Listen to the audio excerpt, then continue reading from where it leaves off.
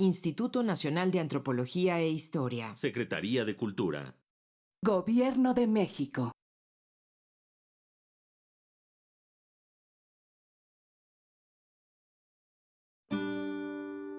Su sustancia está hecha de evocación, recuerdo, rememoración y de lo que toma del porvenir. Porque es una parte fundamental de nuestra identidad. Somos nuestra memoria. El programa de Lina que nos lleva de viva voz con los especialistas. Muy buenos días, muy buenas tardes. Esto es Radio INA, la Secretaría de Cultura y el Instituto Nacional de Antropología e Historia en México los invitan a acompañarnos a la emisión de la serie Somos Nuestra Memoria. Mi nombre, Luis Alberto López Guario, amigo servidor, y en esta ocasión contamos con la muy grata presencia de dos grandes arqueólogos investigadores internacionales. Tenemos el gusto de estar con la maestra Amelia Pérez Trujillo de Perú. Bienvenida, maestra, muy buenos días, muy buenas tardes, gusto saludarla. Muy buenos días. Adelante, maestra.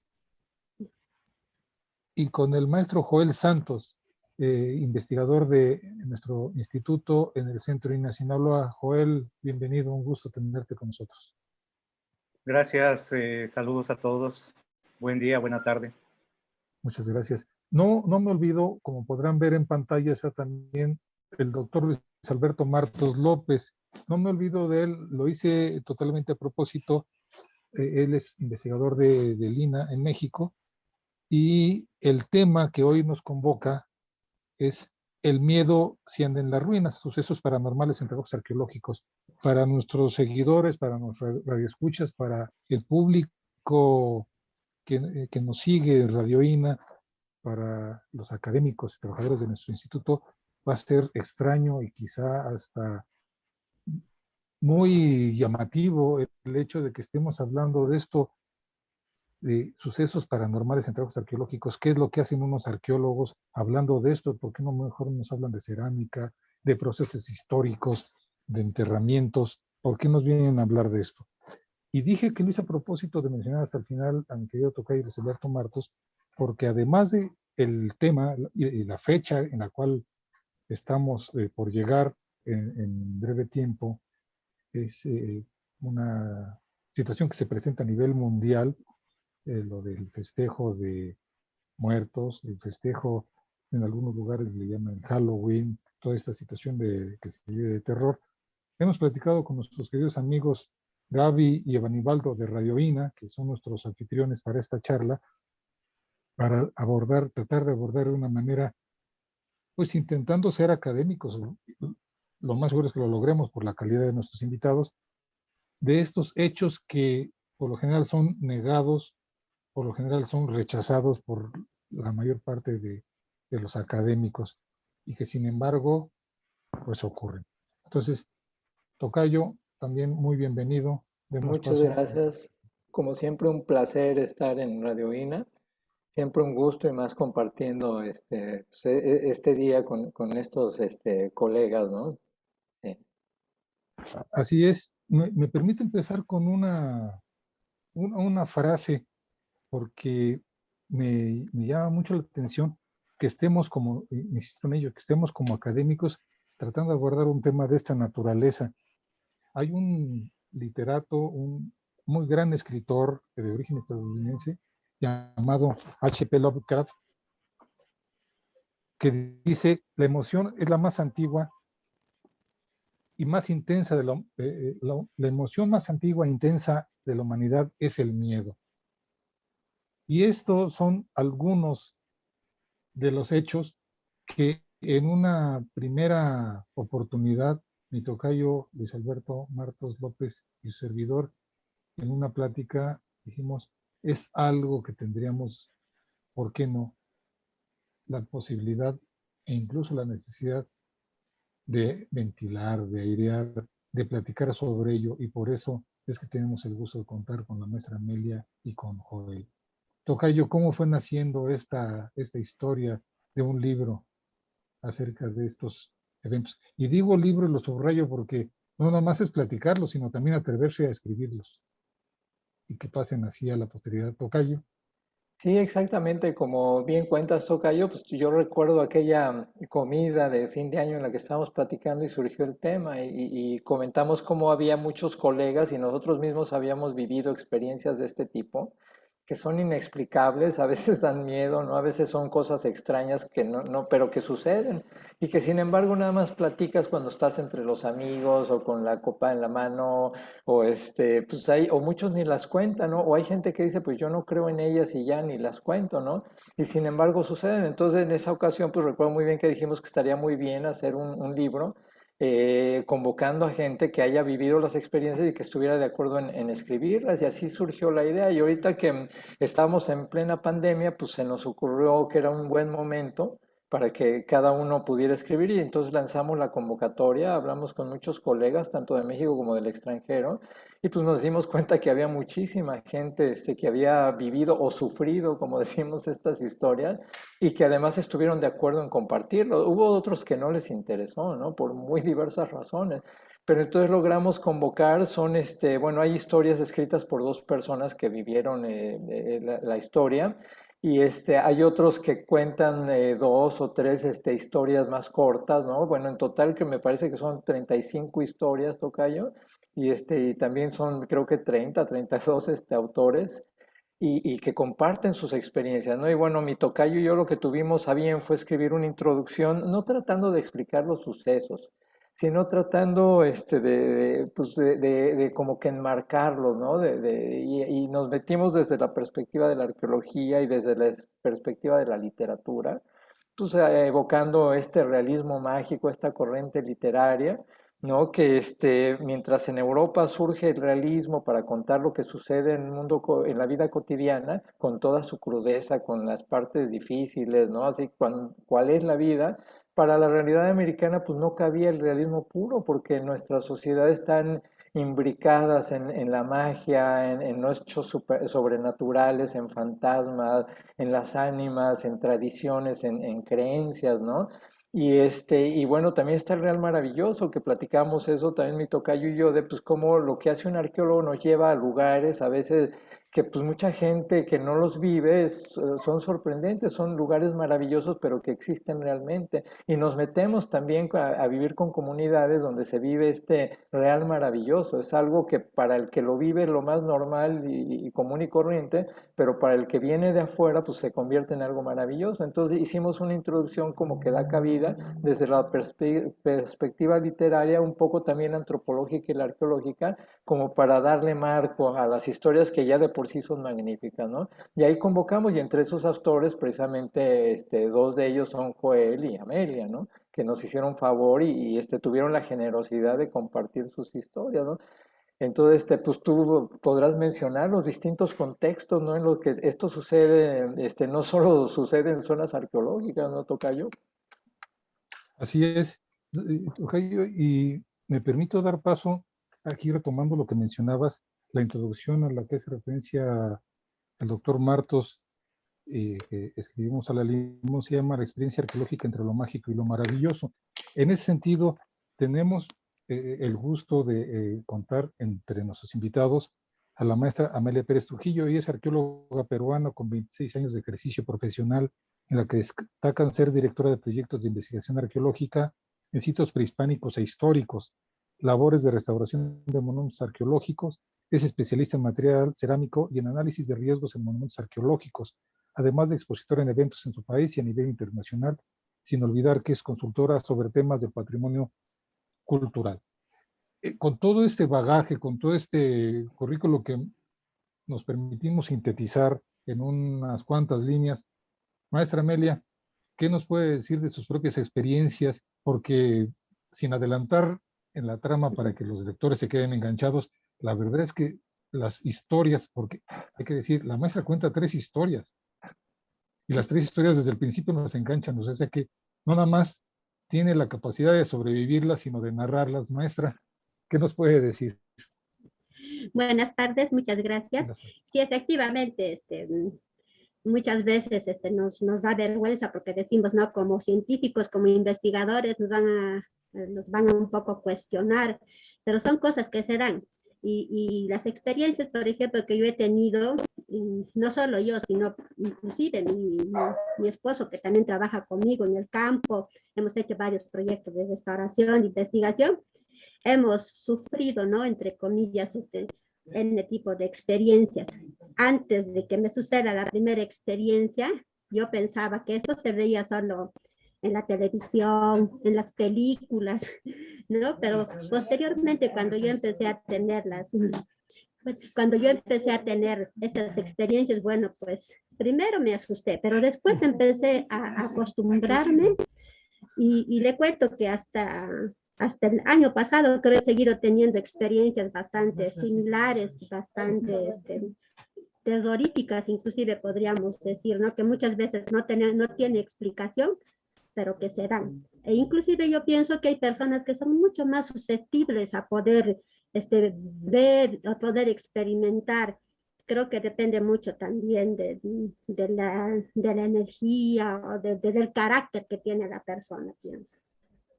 Maestra, en la forma en que nos lo está presentando, lo que de entrada queda claro es que no es una experiencia que le haya tocado a usted ni sola, ni una sola vez. Sola, sí. Sola, pero también le han ocurrido en situaciones de compañía. Sí, sola, también acompañada, e inclusive con toda mi familia. Inclusive a toda mi familia nos ha ocurrido así hechos un poco más tenebrosos, podríamos decir, ¿no? Porque dentro del libro tenemos solo 3 historias que se está contando, pero aparte de eso, hay una infinidad de experiencias que hemos podido ser parte de eso. En este trayecto que intentamos acá presentarle para nuestros radioescuchas, me permito, antes de dar la voz al maestro Joel Santos, que tenemos un gran conjunto de textos en los cuales, además digo, del valor de enfrentarse a estas situaciones, el valor de compartirlos, que esa es una situación que para nosotros nos parece muy importante.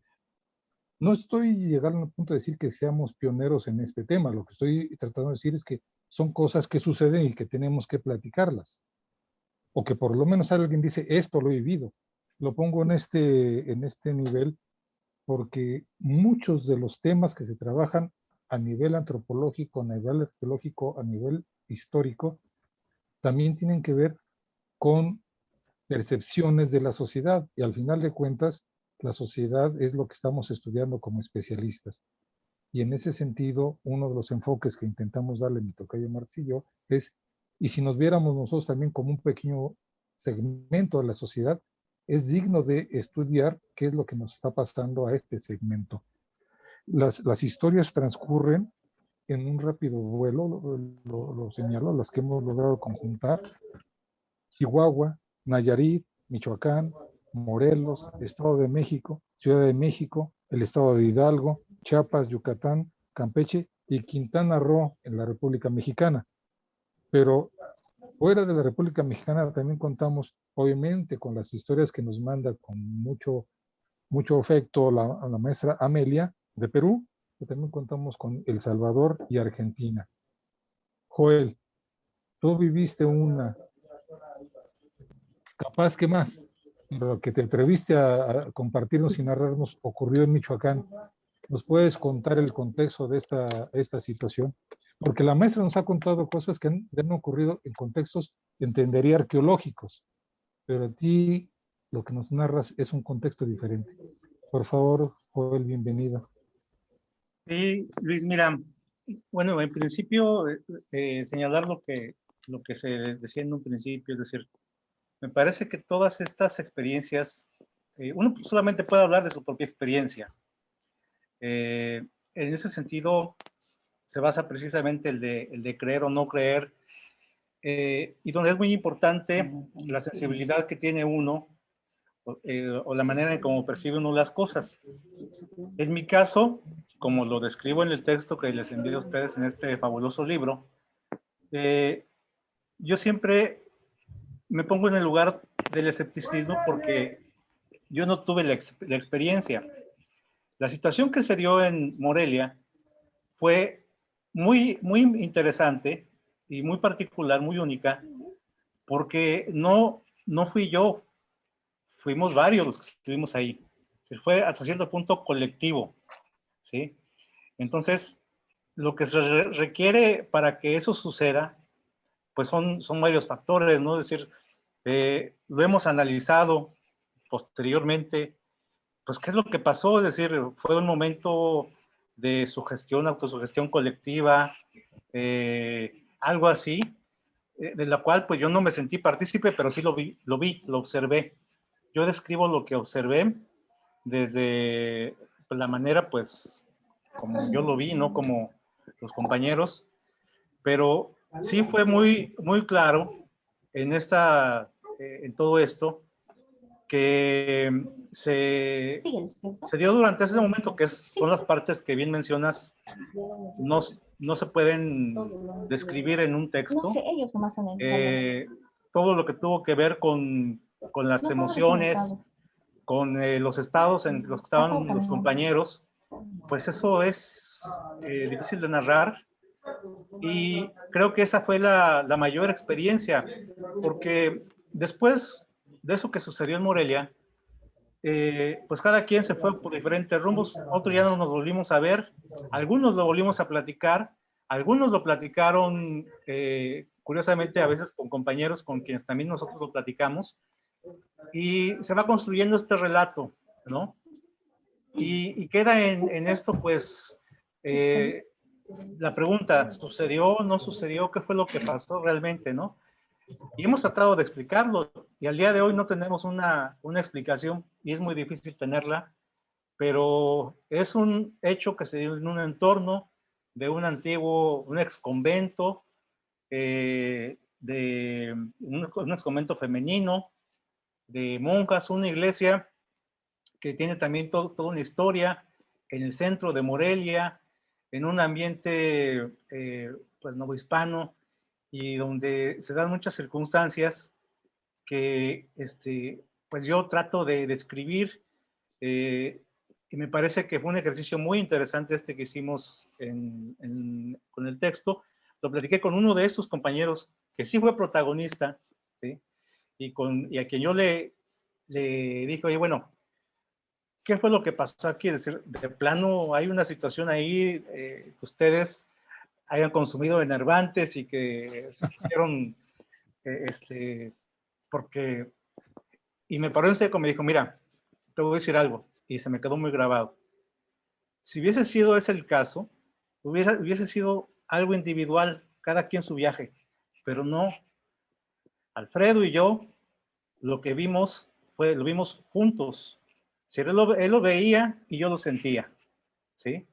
Ahí les dejo nada más para que se den cuenta de ese tipo de circunstancias que se dieron en este lugar, de lo cual, pues lo que describo y lo que me quedó fue toda esa parte, y luego la figura tan importante que adquiere, porque en esta historia hay varios personajes, pero adquiere una figura muy importante, Guillermo Pérez Castro, nuestro amigo que falleció ya hace algunos años, y quien él era ajeno a todo esto que estaba presentando. Él llegó como invitado nuestro a este lugar y fue protagonista también de todo esto, y descuadró de hecho la situación.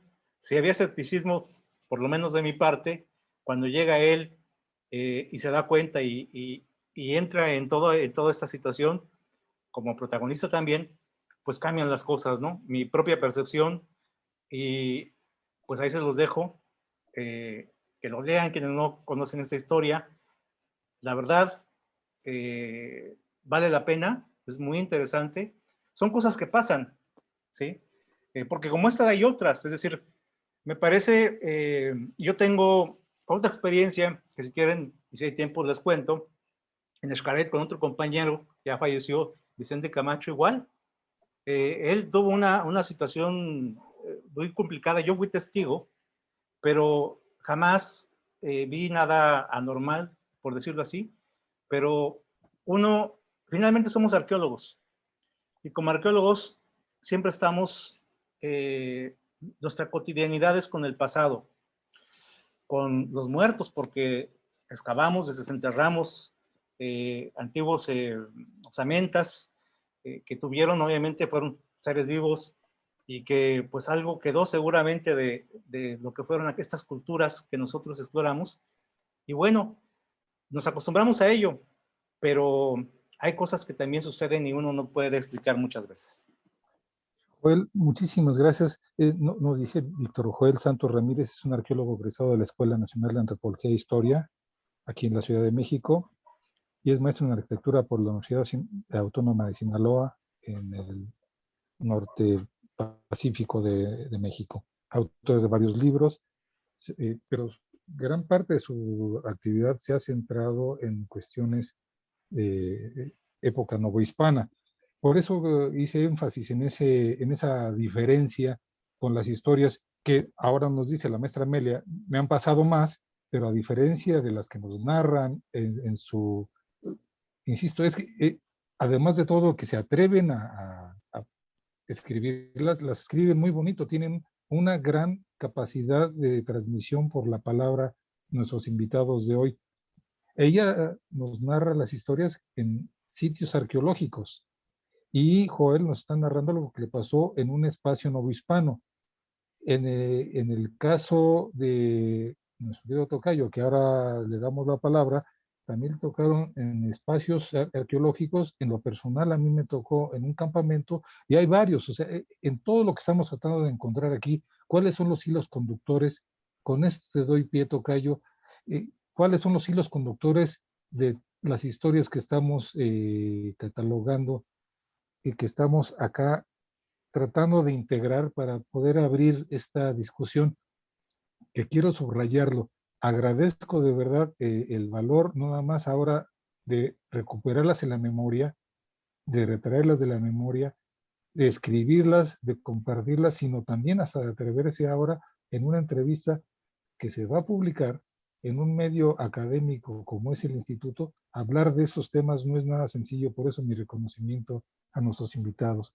Luis Alberto Martos López nació en la Ciudad de México, es arqueólogo y doctor en antropología por la Escuela Nacional de Antropología e Historia, licenciado en Lengua y Literatura Hispánicas por la UNAM, por nuestra máxima casa de estudios, es investigador a tiempo completo en la Dirección de Estudios Arqueológicos de Lina, ha sido subdirector de investigación del Museo Nacional de Antropología e Historia y director de estudios arqueológicos, y ha trabajado en gran parte de la República Mexicana.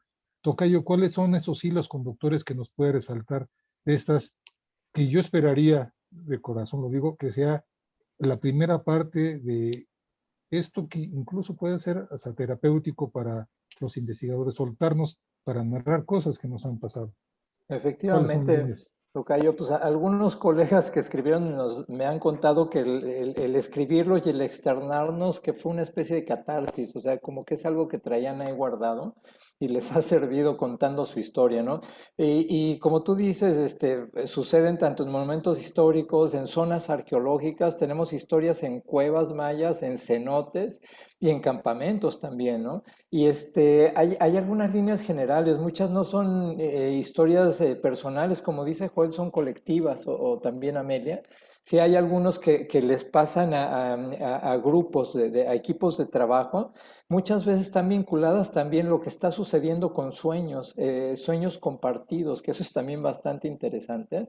Por ejemplo, hay en alta montaña, cuentan algunas historias donde hay sueños también. Mi propia experiencia tiene que ver lo que estaba sucediendo en un sitio que se llama Hormiguero en Campeche.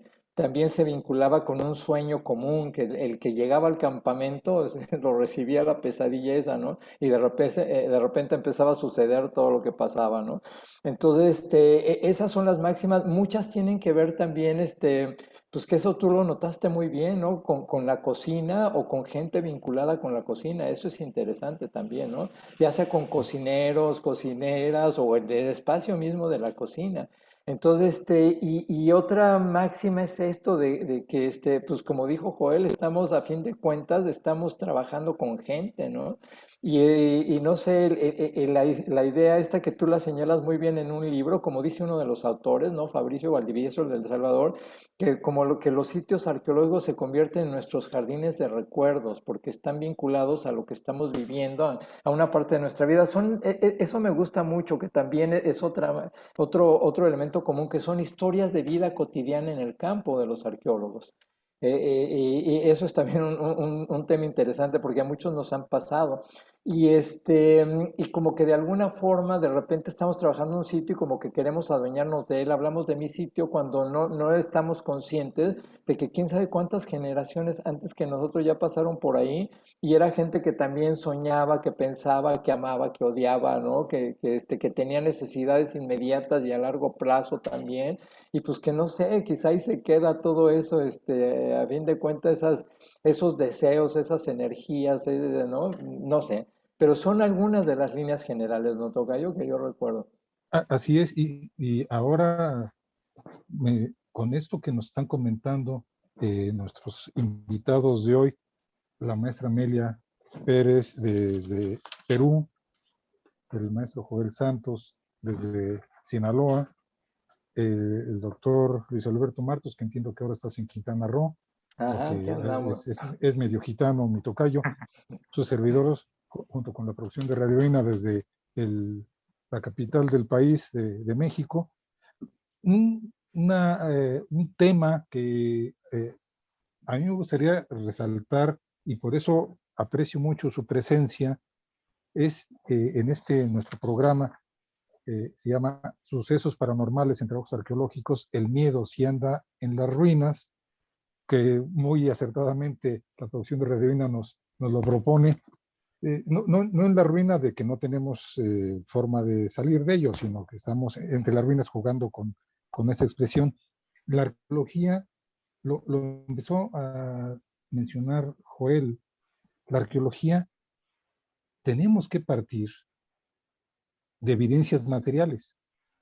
Es como uno de los fundamentos básicos para nuestra profesión.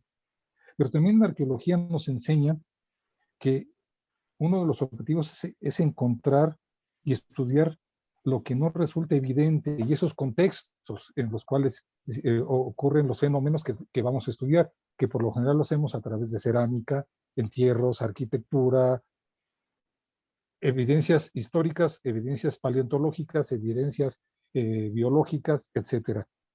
Pero partimos de elementos materiales, pero también tratando de encontrar lo que no es evidente. Y en este caso lo que quiero reafirmar, quizá con un prurito muy señalado por mi parte, no involucro a los demás, me señalo a mí mismo, es esta necesidad de subrayar que lo que estamos presentando son hechos, es lo que aconteció. Que tengamos una prueba, porque ahora estamos en una época donde si no hay video no existe, si no hay un documento que haga palpar algo, es algo que no existió. Aquí, más que tratar de decir a pie juntillas, es que esto sí es real, lo que estamos tratando de hacer es una pequeña y primera compilación de lo que le ha acontecido a los arqueólogos, como decía mi tocayo, en su labor cotidiana, que son cosas que se pierden, que no se narran. Lo que tenemos que presentar en un informe, en un libro, son los hechos palpables de los procesos históricos, las sucesiones cerámicas, las transformaciones de la sociedad, y resulta que dentro de esas transformaciones de la sociedad también se encuentra nuestro propio discurso. En ese sentido es importante el que contemos con esas presencias, esta relación de hechos, esas 30 historias que se refieren a hechos, y en la cual no estamos aferrados a decir si se afirma la existencia de un más allá, sino lo que estamos diciendo es, lo que se afirma es que nos aconteció algo. ¿Por qué aconteció? No lo sé, pero de que aconteció lo tengo que dejar plasmado, como el hecho de que hubiéramos estado excavando y de pronto llegó una gran tormenta y nos inundó el contexto arqueológico, nos inundó el lugar, y eso provocó la pérdida de alguna información. En ese sentido va. Estamos en un momento del programa que en lo personal a mí se me ha ido muy, muy rápido. Las historias que estamos conjuntando son desde, ya dijimos, muy diversos lugares, pero también de muy diversas épocas. Al menos la más antigua que tenemos registrada es de la época de la década de los 50 y hasta la actualidad. Maestra Amelia, no con ganas de dejar a los radioescuchas que se acerquen a esta obra, pero nos podría narrar alguna de las tres historias, la que usted quiera, alguna de las tres historias que nos comparte, por favor. Perfecto. Les voy a narrar, a ver, la primera que hemos escrito es con referente a un sitio donde nosotros fuimos a hacer, todo un equipo fuimos a hacer prospecciones. Es un sitio que, bueno, no había tenido ningún tipo de investigación arqueológica anteriormente. Entonces nosotros hicimos una primera visita. Al ver el tamaño del sitio, regresamos para hacer un levantamiento topográfico. Entonces el equipo estaba conformado por 2 colegas arqueólogos, la suscrita, mi esposo que es topógrafo, que es el encargado de hacer el levantamiento topográfico. Entonces es un sitio que se ubica en un roquedal. Hay un área verde bastante, es muy, muy bonito. Hay como unos 80 estructuras circulares y hay bastantes enterramientos. Resulta que nosotros fuimos al sitio, llegamos más o menos 6 de la noche y encontrábamos algunos entierros que estaban, que habían sido huaqueados por manos extrañas. Entonces nosotros continuamos y encontramos pues las primeras estructuras en un área plana. Entonces ahí empezamos a armar nuestro campamento. Dijimos, ya empezaremos a armar las carpas, nos acomodaremos acá para que mañana empecemos a trabajar. Y resulta que mi esposo, que no era muy conocedor todavía de este tipo de hechos, me indica, ¿por qué no armamos la carpa dentro de una de las estructuras? Para que el viento no nos pueda molestar y podamos dormir un poco más calientes. Entonces yo le digo, no, tenemos que tener un poco de respeto siempre, este es un sitio sagrado, todos estos sitios no sabemos cómo ellos han vivido, cómo ellos han muerto y todo. Pero bueno, pues con el capricho de él armamos la carpa dentro de esa estructura y cuando estábamos durmiendo ahí acompañados con nuestras mochilas, nuestros teodolitos, los instrumentos para hacer el levantamiento topográfico y todo eso, entonces estábamos ya pues secos, completamente dormidos. Y es algo increíble, yo sé que muchos no me van a creer, pero que realmente nos ha pasado. Es como si alguien viniera y nos ha cargado con toda la carpa, estando nosotros ahí adentro, y nos ha arrojado fuera de la estructura. Ahí fuera de la estructura, entonces nosotros pues se nos ha puesto el cabello de puntas y los compañeros que estaban afuera, pues todos se asustaron, todos tuvieron miedo y nos amanecimos ahí, bajo la fogata, armamos nuestra carpa en otro espacio. Bueno, quisimos olvidar este episodio y al día siguiente nos fuimos a trabajar y a empezar a hacer el levantamiento topográfico. Y mi esposo miraba ahí por el teodolito y yo dibujaba, él me dictaba los puntos y yo iba dibujando en mi tablero y mis otros 2 colegas estaban al frente llevando la mira, los prismas para poder leer, ¿no? Entonces, en un momento de descanso, él sigue mirando por el teodolito y me dice, mira, hay un hombre que nos está observando desde el frente. Pero yo miraba y no veía a nadie, solo veía a mis compañeros. Entonces miro por el teodolito y efectivamente había un hombre que nos estaba mirando y era una persona bastante alta, con sus brazos bien desarrollados, con un pie encima de una piedra y nos miraba de esa manera. Y tenía un traje, el uncu, nosotros le decimos el uncu, que es una vestimenta de la época inca, es como una túnica de color naranja o verde, no recuerdo bien. Entonces, después ya no lo volví a ver cuando sacaba mi cabeza del teodolito. Entonces, hablamos con nuestros compañeros que estaban al frente, por favor, busquen, hay una persona que nos está observando. Fueron a buscar y no había nada. Y era increíble o imposible que hubiese alguien por allí porque no había una comunidad cercana, no había gente que pasara por allí. Entonces, durante 10 días que nosotros hemos estado trabajando allí, el hombre nos estaba observando, nos estaba mirando, como quien dice, ¿no? Viendo que de repente nosotros simplemente hagamos nuestro trabajo y no hagamos nada más. Entonces, nosotros después conversando decíamos, ¿no? Puede ser el guardián del sitio. Él ha estado cuidando el sitio al momento de botarnos de la estructura. Probablemente que nosotros estábamos infringiendo, ¿no? El estatus del sitio al poder armar nuestra carpa dentro de su estructura. Y bueno, después de este episodio, nosotros no volvimos a tocar el tema para nada. Simplemente quedó en allí, pero sí quedó grabado en nuestra memoria. Y no fue que lo haya vivido sola, lo vivió con su esposo y con otra persona. Y con otros arqueólogos también. Este hecho que nos está comentando la maestra Amelia está incorporado en esa triada de historias que nos compartió y tiene Sí. un elemento que mi tocayo lo mencionó hace rato. Ahora ya le pone hasta un nombre y un apellido, el guardián del sitio, que es algo que se ha presentado en otros lugares y lo hemos comentado por vía telefónica, en lo personal, mi tocayo y yo. Hay una coincidencia, son elementos constantes que se presentan en las historias que hemos incorporado, que hemos compilado. Joel, en este hecho que tú nos estabas narrando, perdón, maestra, ¿nos podría compartir, si es pertinente, el nombre del sitio donde le ocurrió este hecho? Sí, se llama Sayajmarca. Sayajmarca es saliendo del Cusco, como quien se va, hay un sitio bastante importante que se llama Rachi, en Cusco. Ok. El sitio Muchas, es, como le digo, es un poco conocido. muchas gracias, maestra. Joel, a diferencia de lo que nos cuenta la maestra, ella lo vivió en carne propia y sintió hasta este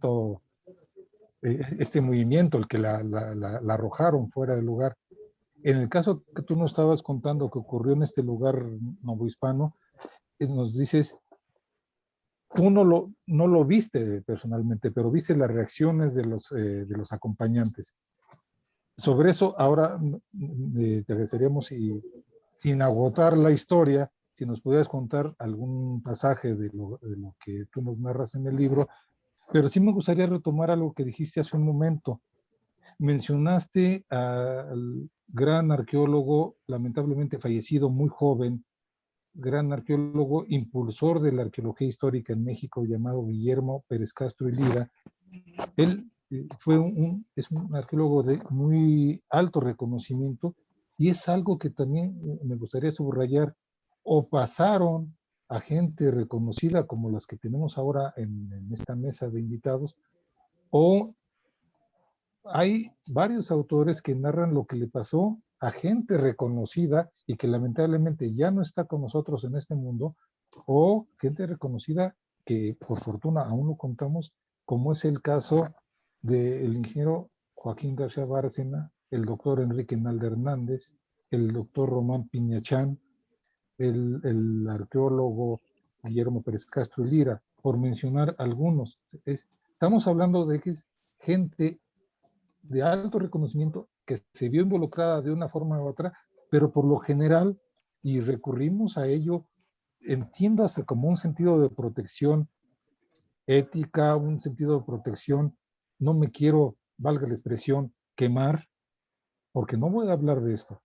Entonces, en la forma en que nos plantea la maestra Amelia, es donde ella estuvo involucrada físicamente y le tocó observar hasta este personaje, curiosamente a través de un aparato tecnológico y a ojo abierto, sin el aparato no lo logra ver.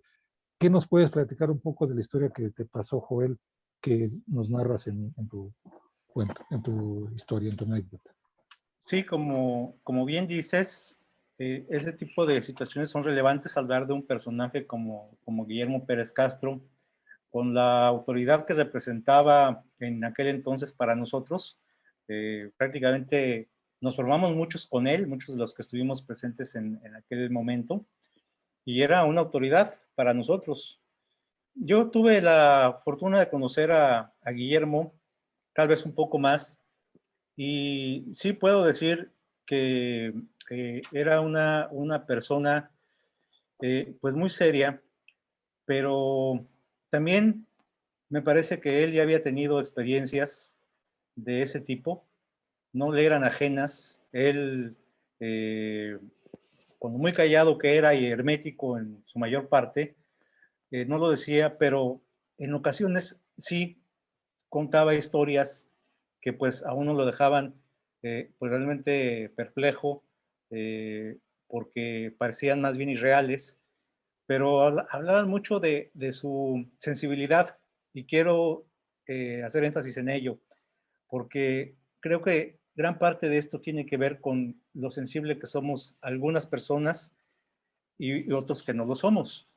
En mi caso, yo estoy entre los que no tengo este tipo de percepciones, a pesar de que, digamos, lo he buscado, no necesariamente, pero viví en el centro histórico muchos años, transité por las calles por las noches, viví en casas antiguas, dormí en casas antiguas, en iglesias, y yo nunca tuve una experiencia de este tipo. Pero observé que muchas personas sí, y muchos amigos que lo decían y ahí tiene mucho que ver lo que decías al inicio, Luis, sobre el miedo. Es decir, hasta dónde el miedo lo buscamos y nos lleva a tener un tipo de sensación. Me parece que en mi caso, por ejemplo, pues yo no lo tengo, no lo he sentido y creo que sí me ha atrevido demasiado a andar, pues no buscando esa experiencia, pero sí tratando de saber un poco más de ello, ¿no? Y eso fue lo que sucedió en aquel contexto, en, en una iglesia, en un exconvento donde vivimos. Se fueron varios días viviendo en un trabajo de restauración en ese lugar y observar que mis compañeros estaban viviendo una situación que en principio no me la comentaban, no me lo querían decir, sino que fue hasta que el compañero más sensible de todos, pues ya no soportó una situación que se presentó y en la cual estaba yo presente. Y ahí fue donde me di cuenta que algo estaba muy raro. Seguí, digamos, siguiendo el juego y fue cuando llega Pérez Castro, invitado, porque en aquel entonces era mi director de tesis. Era importante para mí platicar con él. Él vivía en Guadalajara, estábamos en Morelia. Coincidimos en Morelia y pues yo nunca pensé que él acreditara todo eso. En principio, cuando se lo comenté, yo queriéndome un poco mofar y mejor dicho, que advirtiéndole que no se fuera, pues ella conocía a los compañeros también, pero que no se fuera a sorprender de que algo raro estaba pasando porque no estaban en una situación normal.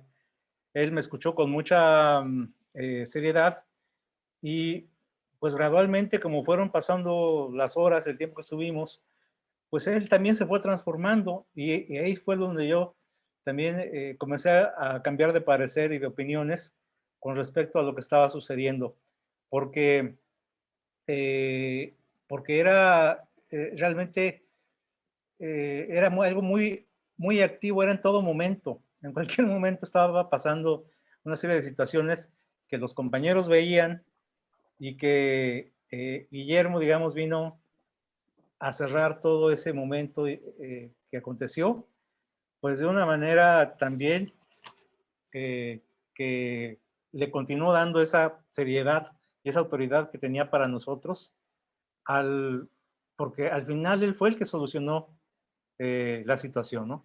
Entonces, era un hombre muy espiritual. Eso es, tal vez pocos lo saben o lo supieron de él.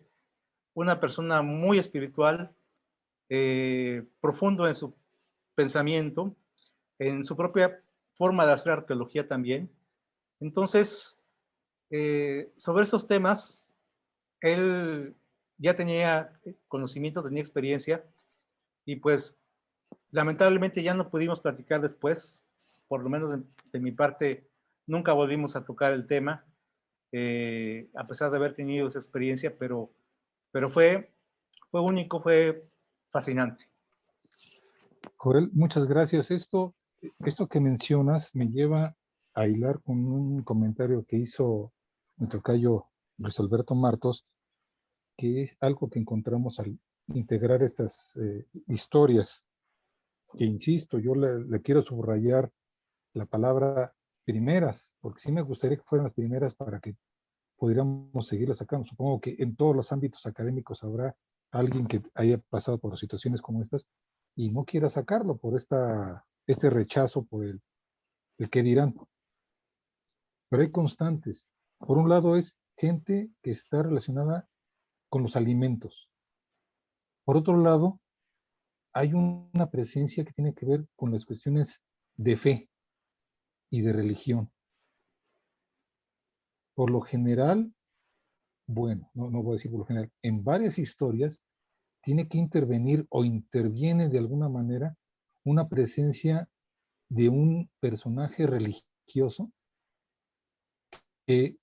o un personaje de fe que se vuelve como un puente o un rito de fe que permite que esas situaciones que se vuelven angustiantes para los participantes, porque ahora nos vemos muy tranquilos, pero la maestra Amelia dice, se nos pusieron los pelos de punta. Joel dice, yo no lo vi, pero vi cómo estaban los demás, cómo estaban actuando, hasta llegué a pensar que estaban bajo los influjos de algún enervante. La vez que mi tocayo me platica la historia que él le pasó en Hormiguero, puedo decir, seguro sí estaban alcoholizados, seguro sí tenían alguna sustancia psicotrópica que los hizo alterarse. Y esto puede ser, no voy a decir que no ocurra con alguien que le permita ver otras cosas que en la realidad no vemos. Por eso nosotros hablamos de esta cuestión de entre lo mágico y lo maravilloso.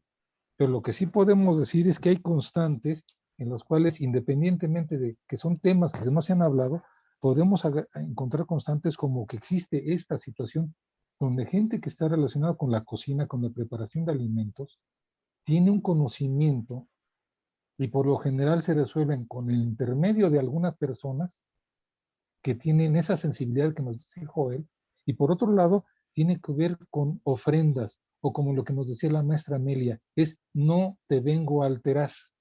Y con eso las situaciones de miedo, que pueden llegar incluso a ser de pánico, en esa definición pura de lo que es pánico, que es una situación de miedo que ya raya en lo colectivo, pueden ser solucionadas, puede resolverse.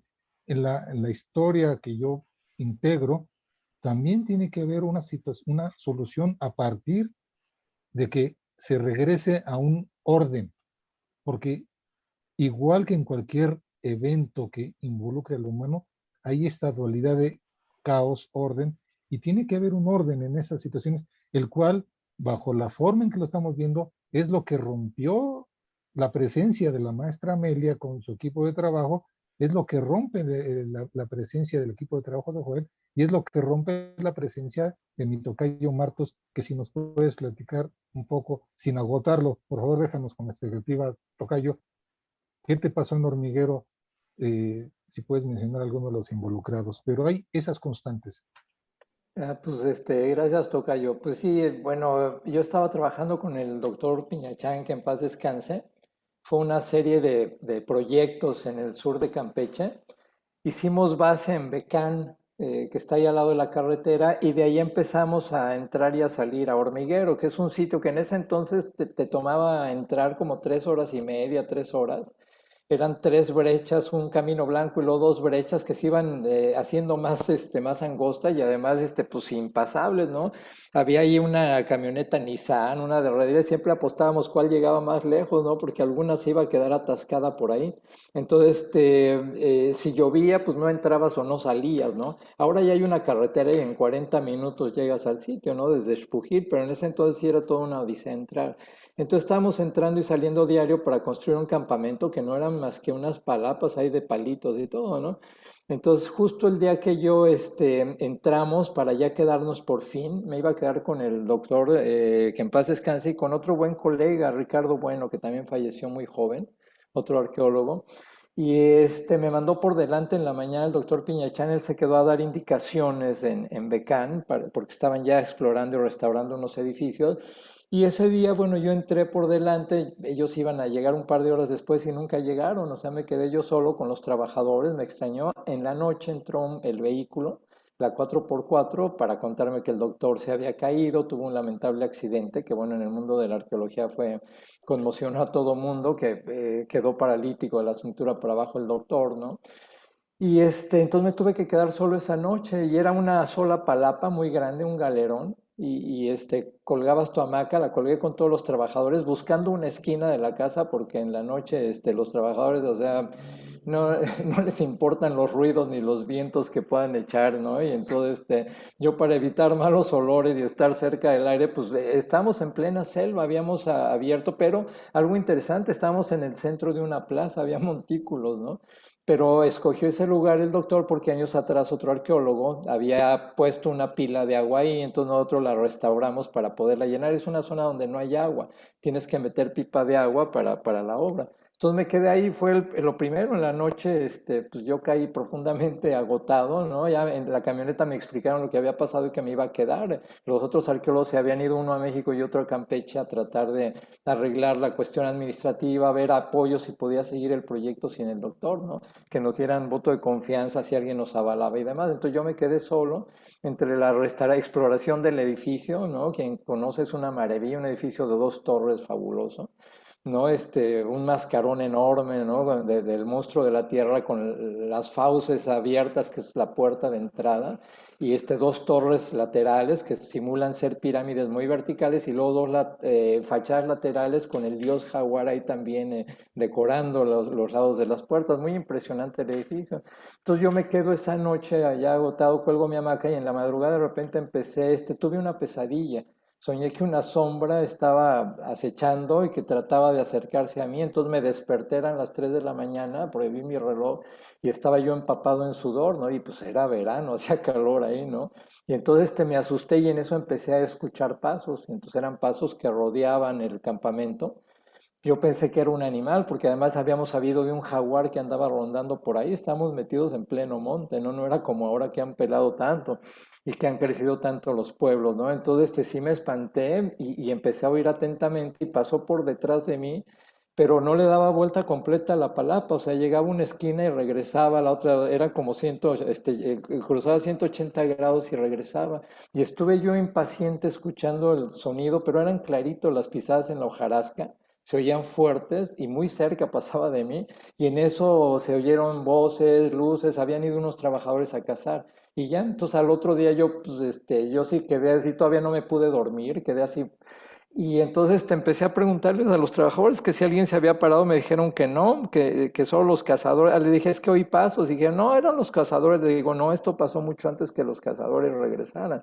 Entonces todos callados no querían hablar y seguían trabajando, pero sí me di cuenta que rumoraban entre ellos, ¿no? Entonces de repente ya llegó el cabo y lo que me dijo fue que era el Yumsil, que todos lo habían oído y que todos estaban asustados. Y entonces yo le dije que quién era y dijo, pues el espíritu del monte. Está molesto porque no pedimos permiso de entrar aquí. Entonces, bueno, esto que me aconteció a mí, pues empezó a pasar, sin yo contarlo, le empezó a pasar a todo el que llegaba al campamento, ¿no? Lo de los sueños, siempre era esta sombra, o sea, y empezaron a pasar más cosas, ¿no? Entonces, y sí, una noche, bueno, ahí lo cuento, ¿no? Sí tuve una noche en la que me quedé solo en el edificio a ver la salida de la luna y de repente me invadió un terror irracional, ¿no? Ahora lo cuentas bien tranquilo, pero lo que nunca me pasa, uno disfruta mucho los sitios arqueológicos en la noche y en ese edificio no podía, o sea, esa noche cayó el sol, yo estaba trepado en la torre del andamio ahí, no hombre, casi me caigo por la velocidad con la cabeza, me entró un como terror, yo no sé si ya era sugestión o qué, pero fue como que me empecé a sentir observado, pero en mal plan, o sea, una muy mala, y salí corriendo, ¿no? Y sí, fue de esos terrores irracionales que pocas veces he vivido, ¿no? Pero lo interesante es que fue colectivo, les empezó a pasar estas cosas a los trabajadores, a los otros arqueólogos que llegaban, que llegó un momento en que pues ya no se podía seguir ahí, ¿no? Es lo que narro en esta historia. Y ahí la dejo para no quemarla toda. Gracias, doctor. Aquí, una de las cosas que nos estás contando es, si vamos integrando este conjunto, esa es la idea, queridos radioescuchas, invitados, producción de Radio Lina, comunidad de Lina, lo que queremos hacer es no llevarlos a creer.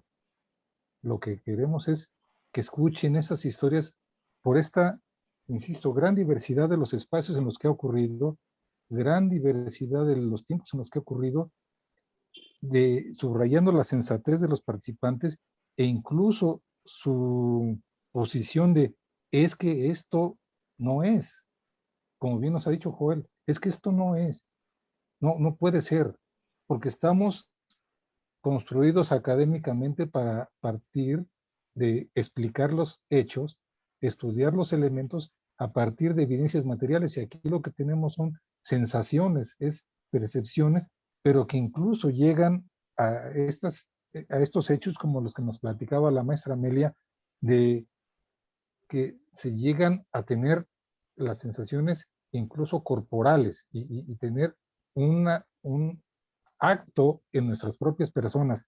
El miedo que nos dicen los psicólogos, ¿por qué es? Pues es una necesidad de entender nuestro inconsciente, nuestro subconsciente, físicamente, ¿por qué tenemos estas sensaciones? Porque actúa la amígdala y entonces suelta chorros de adrenalina y que nos hace que se nos ericen los cabellos, como decía la maestra Amelia, porque lo que estamos haciendo es una defensa.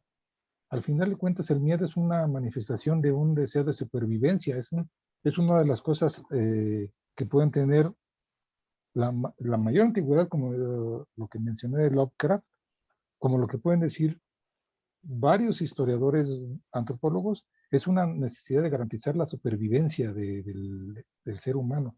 Y al final de cuentas, pues también los especialistas, los que han vivido esto, son seres humanos.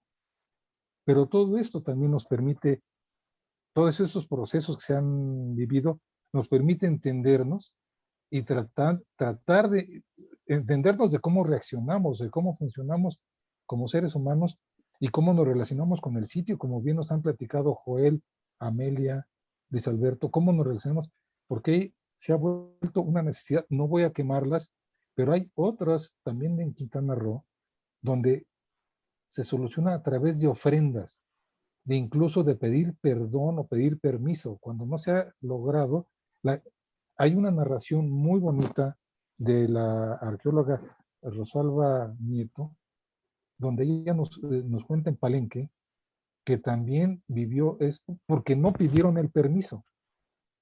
Entonces se vuelve una situación de solicitar la venia, de no vengo a interrumpir este proceso de orden, y normalmente los permisos se obtienen dándoles una ofrenda.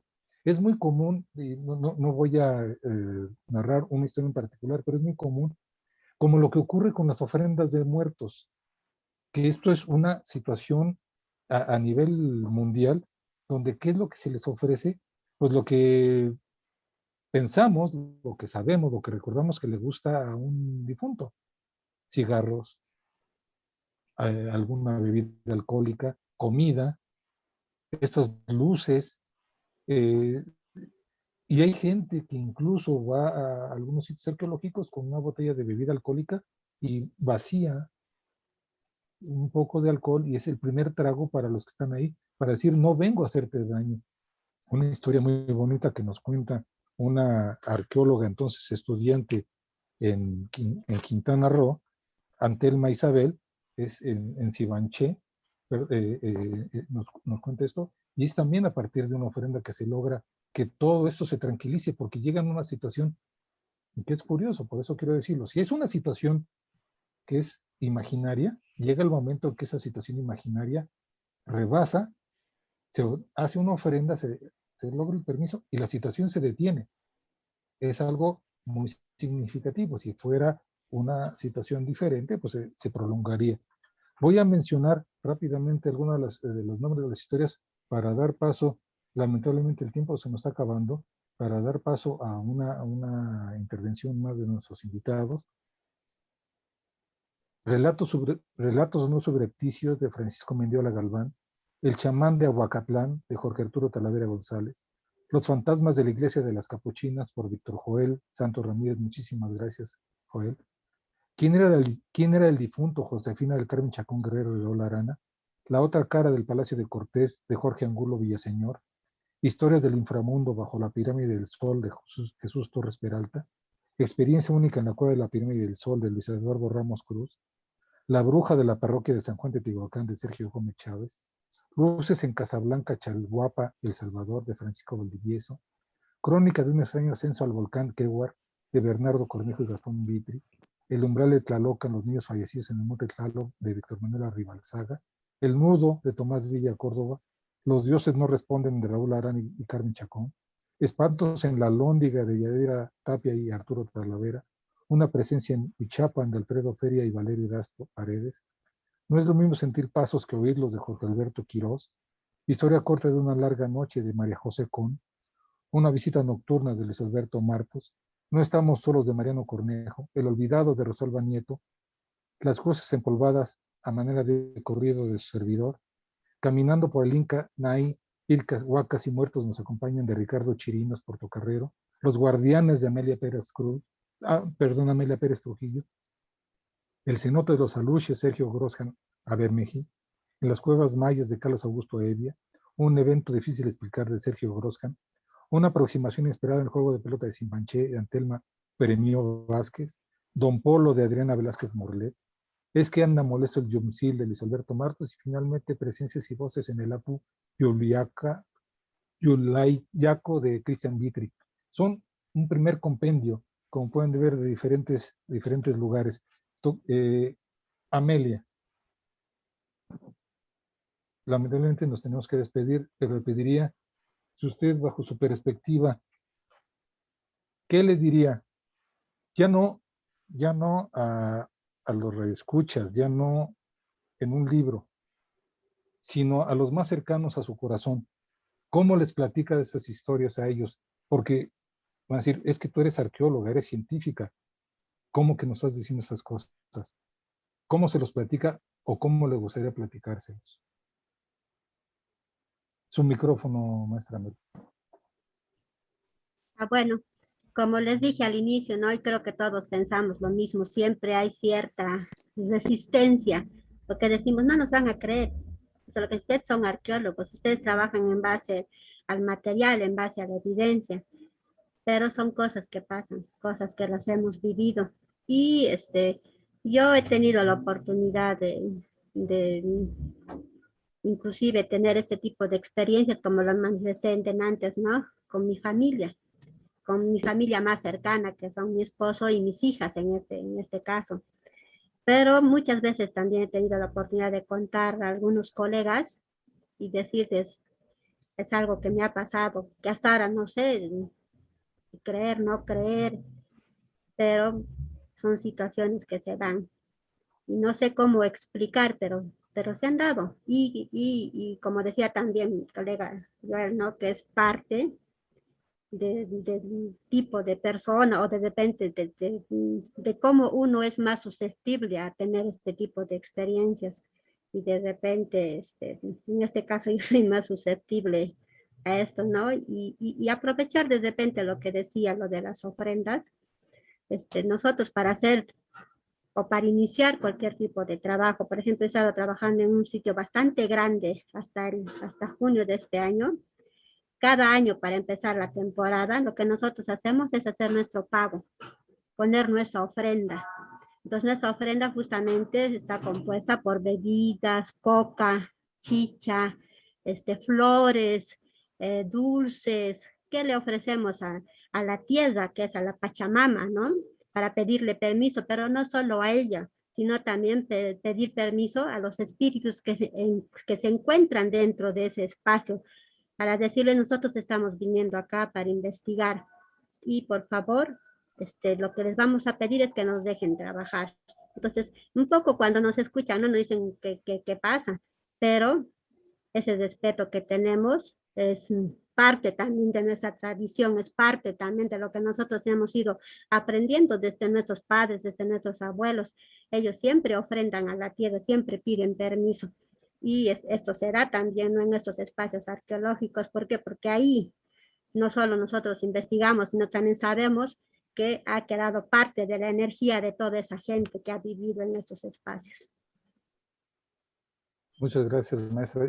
Exactamente, hay muchos estudios, muchos especialistas que se han dedicado a tratar de entender cómo hacemos las ofrendas, y ahora hasta nos indican, y estamos muy cerca de esta fecha, en nuestro país, el 1 de noviembre, el 2 de noviembre se festeja a los pequeños, a los inocentes, a los niños que han fallecido, y el 2 de noviembre se festeja, se conmemora el Día de los Muertos. Hay todo un proceso, hay gente que se ha dedicado a estudiar esto, y yo entendería que es necesario entenderlo en esta perspectiva de vernos, como dice la maestra, que al final de cuentas, se crea o no se crea, existen energías, hay gente que le dice espíritus, hay gente que cree, hay gente que no cree, hay gente que lo resuelve de una u otra manera, pero que lo que intentamos es encontrar esas constantes. Joel, te voy a poner en un gran predicamento. Tú vas a funcionar ahora como abogado del diablo, porque nos has dicho, Bueno, yo no lo he sentido, lo he vivido. ¿Cuáles serían esos elementos que tú nos subrayarías? ¿Qué le dirías a Luis Alberto Martos acerca de esto que nos está diciendo? Tú eres un radioescucha y le dices, yo no creo. Vamos a adelantarnos, si tú eres un abogado del diablo, vamos a hacer de cuenta que tú no narraste la historia de este. Además, insisto, qué bonito escribes, Joel, esa gran historia que te pasó en las Capuchinas, en Morelia. ¿Qué nos dices? Vamos a quitarnos de esta tontería. ¿Cómo nos dices que nos quitemos de esa tontería si somos académicos de línea? bueno, yo creo que lo que debemos de quitarnos la idea es ese academicismo de línea, porque debemos de entender a nuestra profesión de otra manera. Eso sí, a mí eso me queda claro, ¿no? Y precisamente es a través de estas experiencias. Acabas de nombrar a todos los autores en el libro, y pues todos son experiencias de campo, ¿sí? Entonces, nosotros tenemos constantemente estas experiencias diversas que nos enseñan mucha parte de nuestra cultura viva y pasada. Entonces, tenemos que tener una apertura, todos los académicos, sobre todo, porque lo decía también Martos hace rato, vivimos en México es un país surrealista, no necesitamos tratar de no imaginarnos cosas porque en nuestro país suceden todo el tiempo. Entonces, nada es del todo irreal, es decir, hay percepciones, hay convivencias, hay cosas que no podemos explicar, ¿sí? Pero lo peor que podemos hacer es cerrarnos con la falsa idea de ser científicos, de mantenerse en una objetividad, que pues es ser muy parcial a una realidad. De por sí, el pasado para nosotros, como arqueólogos, por muy científicos que seamos, no lo podemos demostrar. Todo es a nivel interpretativo. No podemos, y al final tendrá que ser, lo dirá el científico más reputado, lo que diga será un acto de fe porque no va a tener manera de comprobar. Entonces, ese es parte del dilema de nuestra existencia, de nuestra vida, ¿sí? Y lo debemos tomar en cuenta. Y ya que mencionaban, nosotros tenemos esta parte, creamos o no, debemos tener respeto a estos lugares. Eso me parece también una conclusión importante de lo que hemos dicho el día de hoy. Recordé mucho ahorita a nuestro Panchito Rivas, que trabajé con él en su proyecto arqueológico en Cerro del Judío, ahí en la Magdalena Contreras. Todo el tiempo era estar saumeando el cerro y a nosotros, y llevaba, hacía limpias constantemente y ofrendas, muy de este tipo. Y más que ver lo raro, y más que dudar de su academicismo, de lo científico o no que sea, pues en realidad su comportamiento, pues decía mucho de él, del respeto hacia el lugar que estaba explorando, y su ejemplo como director de ese proyecto para que todos los trabajadores y colaboradores pues entendiéramos que no se trataba nada más de sacar una chamba ni de hacer una exploración para un currículum, sino era el explorar un lugar ancestral que teníamos que respetar y que debía de haber un aprendizaje en todo eso, ¿no? Y yo creo que eso es lo que conlleva al final, eso es lo que obtenemos de todas estas experiencias, ¿no? Porque no lo podemos dejar aún, las que me ha tocado vivir a mí y que puedo decir, pues no me consta porque no lo viví, no lo observé. Aún así, pues a mí me queda la experiencia. Yo quiero creerle a mis compañeros, soy muy sensible en ese sentido. Sí les creo, trato de entenderlos y tal vez porque no tengo su capacidad, por lo menos intento escribir los acontecimientos de la mejor manera, con su propia experiencia y la mía propia. Joel, yo creo que subrayaste un par de cosas junto con la maestra Amelia y con Tocayo.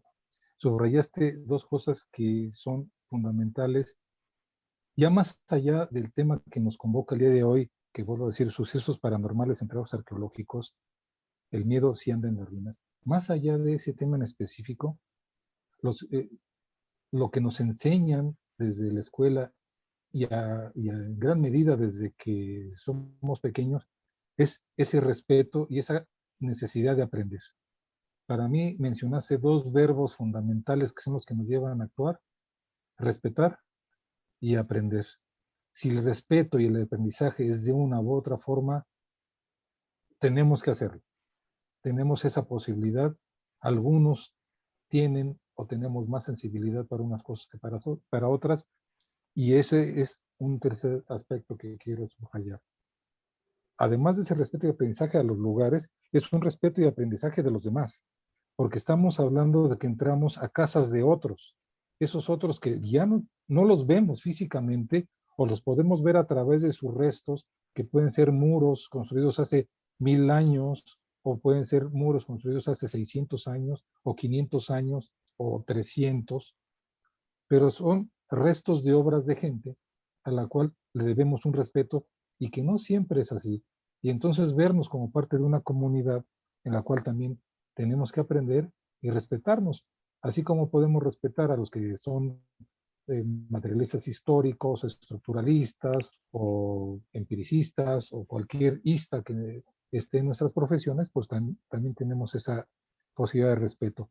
Tocayo, en el texto que ponemos en la introducción, tú introdujiste una frase que a mí me parece fundamental y se une con lo que nos han dicho Amelia y Joel. Capaz que sí la recuerdas porque tienes muy buena memoria, eres muy memorioso, lo de la aurora boreal. Ah, sí. Sí, ¿Podrías? claro que sí. Sí, cuando andamos hablando precisamente de estos fenómenos, decíamos que bueno, que la gente puede cometer también dos errores, decíamos. Uno, el meterse demasiado en esto y andarle buscando y andar viendo dónde, o sea, tampoco es o sea, tienes la vivencia ya, pero no vas a andarlas buscando, ¿no? O sea, obsesionarte por ello, creo que los extremos son malos. El otro, no creer en ello, porque negar esto, decía yo, es como aquellos que decir la aurora boreal no existe porque yo nunca la he visto, nunca la he vivido. O sea, no por eso la vas a negar, ¿no? Porque es un fenómeno que sucede, estés tú presente o no, precisamente. Y yo creo que tienen razón lo que dijeron la maestra Amelia, Joel también, de este respeto, ¿no? Son sitios, pues donde la gente vivió, sintió, dio, amó, o sea, donde llevó su vida cotidiana y por eso tienen que ser respetados, ¿no? Yo he aprendido mucho también de las comunidades y siempre que vamos a empezar un trabajo también lo he hecho aquí en Área Maya, porque además hablas con las comunidades y te hablan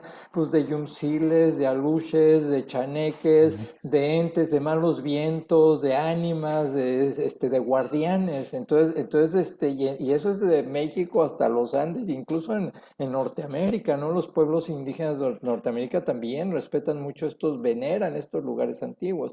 Entonces yo creo que es esa actitud de respeto, como decía Amelia, el pedir permiso, ¿qué significa? El presentar una ofrenda, como tú mencionaste, ya sea con alcohol, con lo que tengas, con tabaco, con dulces, con comida, y además sin abrirte de corazón y decir, mis intenciones no son malas, vengo para entender el sitio, para conocer lo que ustedes hicieron, ¿no? En buen plan, ¿no? Y no vamos a dañar nada, ¿no? No venimos a alterar esto. Y hay una historia muy bonita también, la del Kerwar, que es a la inversa, es una montaña, un ascenso de varios días, el último tramo de más de 26 horas de ascenso con tormenta, todo nevado, y es la historia contada por uno de que llega a la cima y el otro no puede llegar, y la oración que se hace en la cima, y aquí es a la inversa. O sea, lo que sucede como que tiene que ver precisamente con esa plegaria y con ese pedir permiso que se formula en el altar inca que estaba en la cumbre de la montaña a 6.000 metros de altura, que es muy bella la forma en la que le escriben los dos, ¿no? Lo que les acontece a unos y a otros, ¿no? Al que va bajando y al que llega a la cima. Entonces yo creo que tiene que ver con eso, yo concuerdo totalmente con Joel, o sea, pues no puedes negar que no exista, tampoco puedes clavarte demasiado o buscar una explicación, porque pues no la podemos tener, ¿verdad? Pero sí entrar a estos sitios con el máximo respeto, ¿no? Y respetar las creencias de las comunidades también, ¿no? Ahora sigue el viejo refrán, a la tierra que fueres, haz lo que vieres, ¿no? También. Principalmente con eso que nos han mencionado los tres, a mí me gustaría quedarnos y lamentablemente empezar a despedir esta transmisión.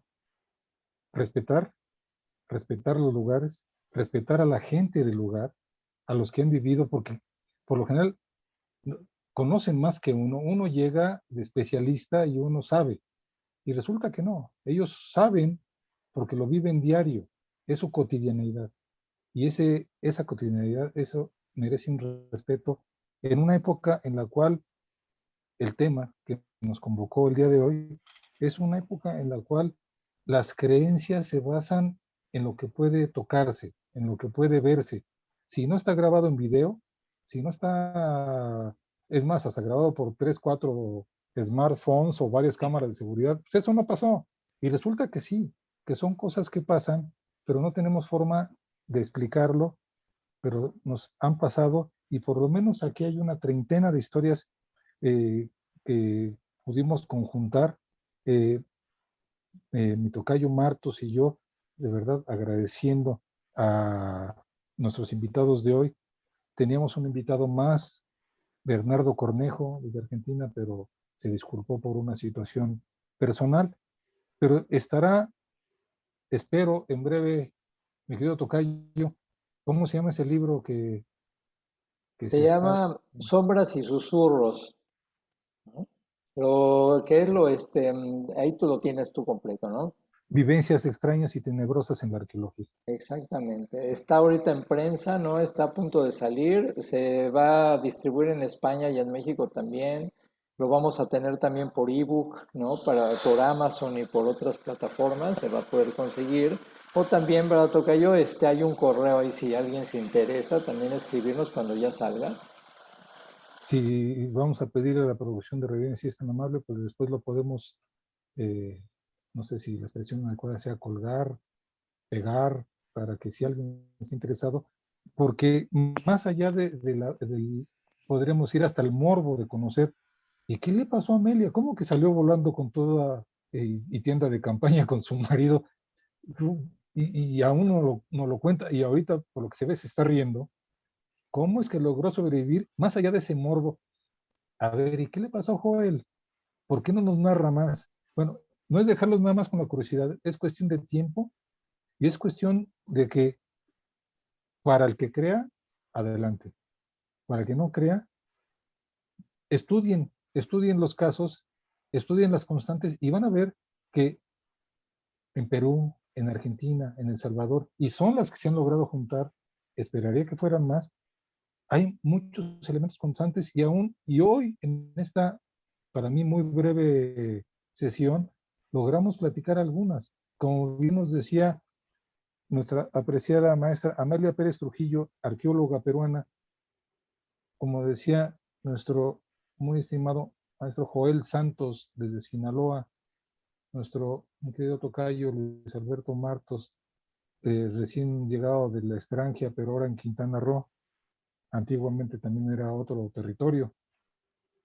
Lo que nos han dicho es esta necesidad, primero, de platicarlo, de soltarlo, de platicarlo, compartirlo, comunicarlo, aprender de ellos con estos, si quieren, elementos comunes, la necesidad de respetar, la necesidad de integrarse a las comunidades, la necesidad de integrarse al lugar que uno está trabajando, respetar, porque no necesariamente es que lo que para nosotros no es normal, puede ser incluso anormal, para otros no lo es, como es este discurso que mi querido tocayo y yo hacemos en la introducción, que se llama la experiencia arqueológica entre lo mágico y lo maravilloso. Hay gente para lo cual es lo cotidiano.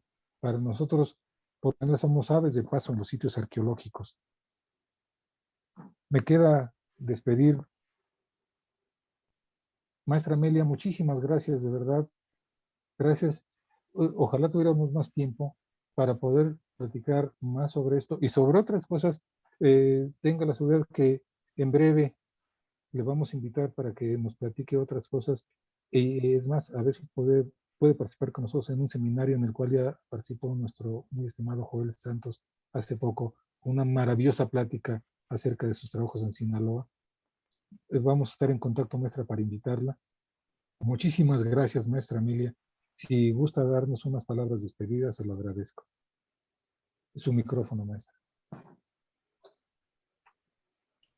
Muchísimas gracias por la invitación. Ha sido todo un gusto poder participar y también escuchar las experiencias de mis colegas, ¿no? Y este es un tema al mismo tiempo que un poco extraño, pero también fascinante.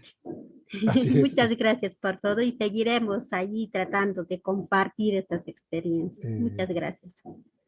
Bueno, muchísimas gracias, maestra. Joel, algunas Luis, palabras. sí. Perdón. Adelante, Pues Joel. agradecerles a todos, a los dos Luises, a la compañera por haber participado hoy y compañeros de Radio INA también, e invitarlos a la lectura de este interesante libro que todos deseamos que le vaya bastante bien. Es nuestro deseo que sea todo un éxito, un bestseller de la arqueología, y que sea el primero de otros que me parece se podrían llevar a cabo, ¿no? En torno a historias, pues, si no similares, que tengan que ver con esta profesión tan maravillosa que es la arqueología. Muchísimas gracias, Joel. Tocayo, alguna palabra de despedida, agradeciendo tu presencia también. No, también muchas gracias. Fue siempre un honor compartir este micrófono contigo, también con mis colegas, con el maestro Joel Santos, con Amelia también, y agradecer a Radio INA también el espacio que nos dan, y si es un tema que se presta a largas charlas, y también yo auguro mucho éxito para este libro, porque además la verdad lo hemos platicado, o sea, tú y yo fuimos privilegiados de poder leer de conjuntar estas historias, de leerlas, de revisarlas. Hemos sido privilegiados. Es un libro que he disfrutado muchísimo, la verdad, ¿no? Y tú también, estoy seguro. Ha sido una aventura de verdad que fascinante y además, pues sí, ahondar un poquito en este tema, en estas experiencias de vida arqueológica, ¿no? Entonces, muy agradecido y pues un placer, tocayo. Muchísimas gracias, Amelia, Joel, Luis Alberto Martos, por su presencia el día de hoy. Me resta despedir, si me permite un minuto más la producción. Me permito leer esto que escribió en el siglo XIX dos grandes escritores mexicanos, uno llamado Vicente Rivapalacio y otro llamado Juan de Dios Pesa, cuando escribieron un hermoso, largo poema llamado La Llorona, muy, muy de la época, y por eso lo traigo acá, porque además son personajes que trascienden tiempos y trascienden fronteras y se encuentran personajes repetidos en varios lugares del mundo. Ellos cuando escriben esto agregan una frase, dice, que me permito traerla porque se da mucho para lo que hemos hablado el día de hoy. Y el escucha tenga paciencia, que está de fe perdonado, pues basta que se divierta, aunque declare que es falso. No estamos obligando a nadie a creer. Si no creen, está muy bien.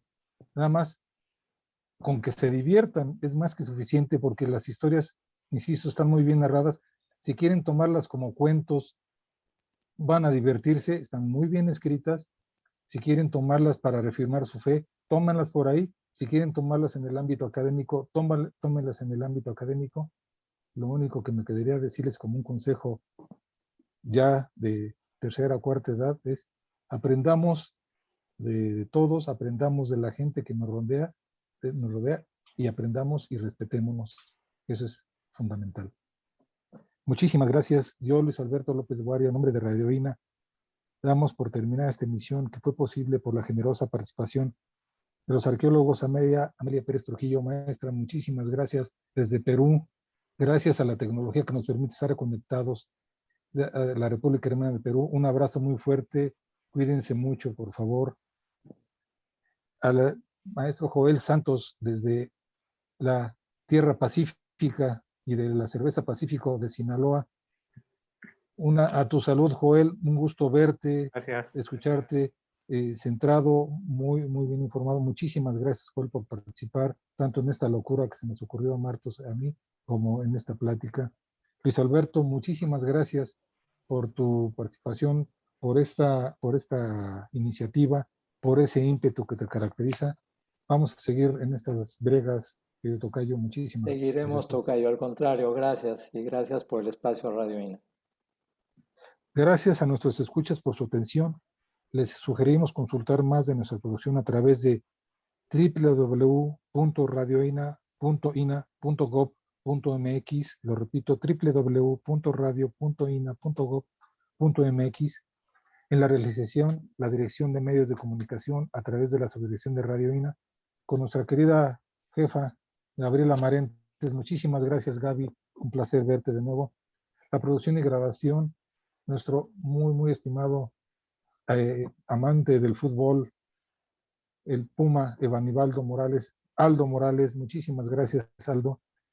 La edición, Rubén Martínez, con el apoyo de Marta Hernández, Paula Bedoy y Jerónimo Cuevas. Hasta la próxima. Un gusto y vamos a cuidarnos, por favor.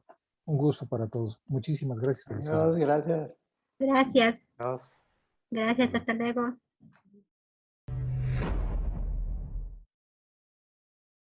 Las opiniones y comentarios aquí expresados son de entera responsabilidad de quienes proporcionan la información y no representan necesariamente las opiniones de Radio INA ni comprometen el pensamiento editorial del Instituto Nacional de Antropología e Historia. Instituto Nacional de Antropología e Historia. Secretaría de Cultura. Gobierno de México.